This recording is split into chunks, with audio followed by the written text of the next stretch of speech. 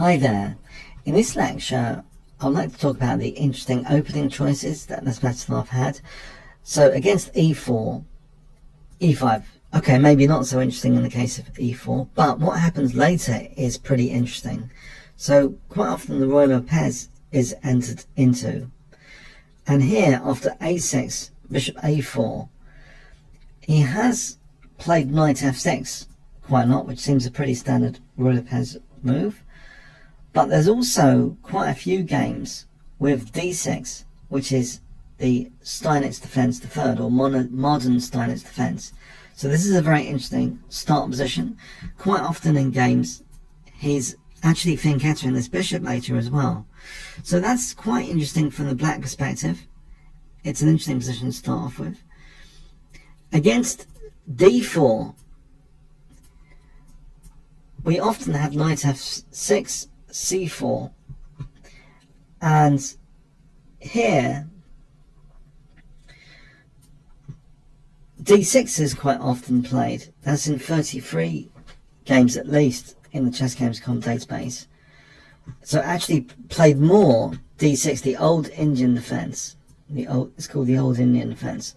It's actually played it more than g6, which usually goes into the king's Indian defense. So it doesn't play the Grunfeld usually. So bishop g7, and we get a king's Indian defense. So that's quite interesting against one d4. With white, he's an absolutely dominant one e4 player. And if it's going with e5, he usually plays into the royal repairs with white. So quite classical when it comes to one e4 with both sides. When it's the Sicilian defense, we can be a bit discerning. Against knight c6, this is an interesting aspect of his openings, and actually part of his legacy. He's often played bishop b5, which is part of his legacy actually, the Nesmetanov-Rosolimo attack versus the Sicilian defense. So against knight c6, that's quite often played 14 times with this kind of surprise weapon, which nowadays is very standard. So he's actually kind of ahead of his time with bishop b5, a pioneer. Against d4 with a standard open Sicilian against knight c6. Now, against other flavours of the Sicilian with d6 and e6, he would usually play just d4. So there's less of a point for bishop b5. It's mainly against knight c6 that he's been playing bishop b5. So, yeah. Against Sicilians, we get a lot of fun with the open Sicilian a lot of the time, and also a lot of fun with this bishop b5. Against the French defense, quite often there's a lot of games with the Winawer variation being played. So quite often this occurs, the Winawer variation. Against the Caro-Kann, actually he's adopting a bit of a Fischer favourite, actually, knight f3, d5, the two knights variation against the Caro-Kann, two knights attack variation. So yes, that's a flavour of his opening repertoire with both white and black. Just a very, very quick summary. So there's some interesting choices here.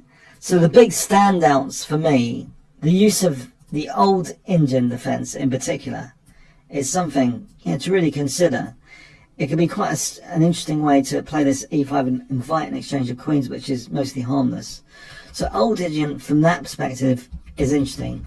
Against e4, what I find particularly interesting is this modern Steinitz defense. So a6, bishop a4, the use of d6 here. So this can be pretty interesting with the black pieces. And as I mentioned, against the Sicilian defense with white, it's interesting that he is a big fan of bishop b5. That's part of his name's legacy, actually, bishop b5. Okay, so, and the Caro-Kann, as I mentioned, the two knights attack is an interesting choice.